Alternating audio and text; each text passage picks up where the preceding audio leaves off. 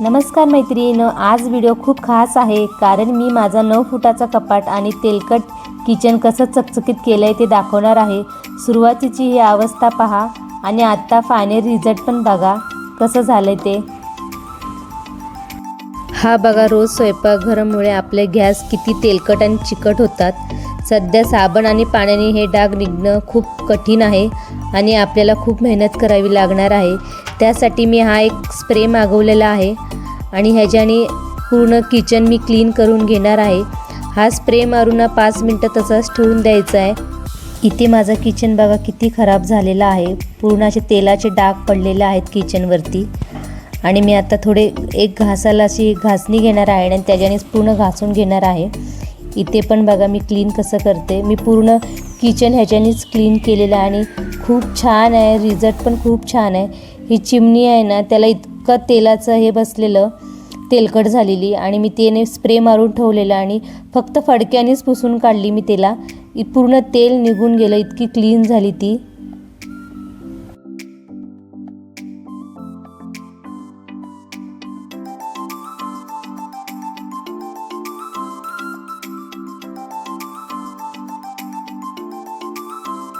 इथे माझा मिक्सर बघा किती घाण झालेला आहे, पूर्ण ब्लॅक झालेत आणि आतून पण बघा पूर्ण ब्लॅक झालेला आहे तो आणि एकदम घाण झालेला आहे। असं पाण्याने किंवा साबणाने घासलं की निघतच नव्हतं, म्हणून मी हा स्प्रे मारला त्याच्यावरती सगळीकडे आणि मारून फक्त लगेच मी घासायला घेतला तर त्याची जितकी घाण होती ना ती लगेच निघून गेली। आणि इतका चांगला स्प्रे आहे, एकदम पॉवरफुल आहे एकदम स्प्रे हा। जर तुम्हाला घ्यायचा असेल ना तर मी ह्याची तुम्हाला लिंक देईल, तिथून तुम्ही घेऊ शकता। खूप छान आहे स्प्रे, एकदम रिझल्ट एकदम आहे। तुम्ही मिक्सरचा आफ्टर आणि बिफोरचा पण फोटो बघा किती क्लीन झालेला आहे। आता इतका ब्लॅक दिसतोय आणि नंतर ना पुसल्यानंतर ना इतका छान दिसतो, असं वाटतंय की नवीनच आणले असा मिक्सर दिसतोय। इथे ना तुम्हाला मिक्सरचा फोटो दाखवते, बिफोर आफ्टरचा कसा मिक्सर होता ते पहा। आणि इथे माझा पूर्ण किचन क्लीन झालेला आहे, बघा तुम्ही फायनल रिझल्ट माझा कसा झाला आहे किचनचा। एकदम चमकतोय ना, एकदम छान आहे। आणि हे स्प्रे इतका चांगला आहे ना की स्टाईलमधली ती ब्लॅक कलरची असं बसतं ना राब तेलकट, ते पण पूर्ण निघून गेलं। आणि माझे किचन खूप ऑइली झालेलं आहे, त्यामुळे खूप छान रिझल्ट भेटला आहे मला।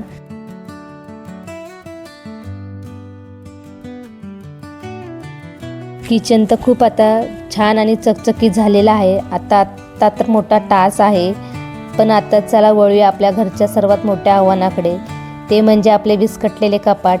कामाच्या घाईत कपाट कसे ठेवावे जाते, मग हवे तेव्हा कपडे सापडत नाही। तुमच्यासोबत असं होतं का? तर चला मग आता आपण कपड्याचा डोंगर खाली उपसून काढूया। सगळे कपडे आधी काढून घेऊया, मग घालायचे वेगळे आणि रोजचे वेगळे असे वेगवेगळे कपडे करून ठेवूया। इथे माझ्या मुलींचे आणि मिस्टरांचेच कपडे आहेत, माझा तर छोटासाच कप्पा आहे एका साईडला। आणि माझ्या मुली आहेत ना, असे कपडे काढतात ना की ते मला दर महिन्याला कपाट लावावंच लागतं, क्लीन करावंच लागतं। त्या घेतात कपडे आणि अशाच टाकून देतात।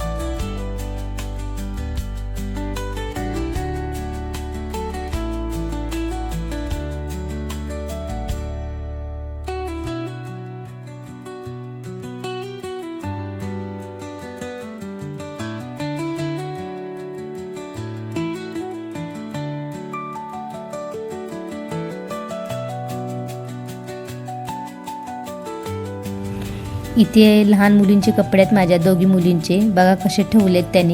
इतके घाण करतात ना, किती पण नीट ठेवले ना कपडे तरी ते विस्कटतात कपडे। दोघींचेच आहेत, खूप कपडे आहेत दोघींचे। मोठ्या मुलीचे तर खूपच जास्त आहेत कपडे, टॉप आणि जीन्स अशा खूप कपडे आहेत तिचे। जे वापरणार नाही आहे ना ते मी साईडला करून ठेवणार आहे आणि जे घालणार आहे तेवढेच ठेवणार आहे। आणि एका साईडला तिचे स्कूलचे कपडे ठेवलेत. इकडे अजून स्कूल चालूच आहे, 25 तारखेपर्यंत स्कूल आहे, त्यामुळे ते ठेवायच लागतं, नाही तर मी सुट्टी पडल्यानंतर मी बॅगमध्ये भरून ठेवते.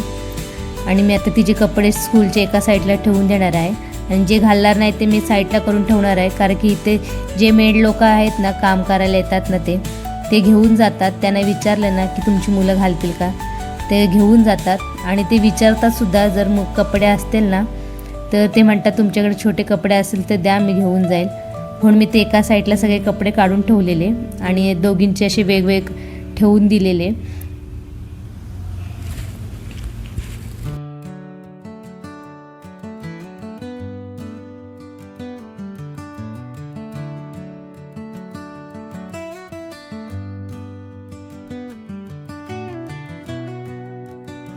इथे मी एका साईडला मोठ्या मुलीचे कपडे आणि एका साईडला छोट्या मुलीचे कपडे असे लावून ठेवलेले नीट. आणि इथे माझी मुलगी मला आता मदत करायला आलेली कपडे द्यायला.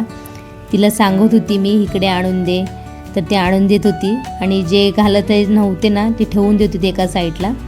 आणि ती इथं पोयम बघत होती. आणि तिला माझी ना केस विंचरायची होती. तिला केस विंचरायला खूप आवडतात. तिच्या हातात कोंब दिला ना तरी ती केस विंचरते पूर्ण. आणि तिला ती आता तेच करत होती. मी तिला ओरडली ना म्हणून ती गप्प बसलेली आणि तिचं आता खेळायचं चाललेलं. आणि ती आणि माझं इकडे एक कामं चाललेली एका साईडला लावून दे. माझ्या मोठ्या मुलीचे खूप कपडे असतात.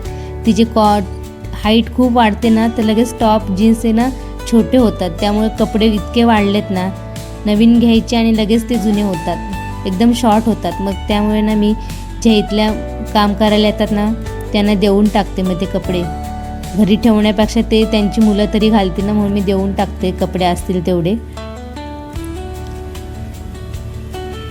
इथे बघा माझा कपाट पूर्ण लावून झालेला आहे. असा ठेवलेला आहे कपाट, क्लीन पूर्ण छान ठेवलं असं.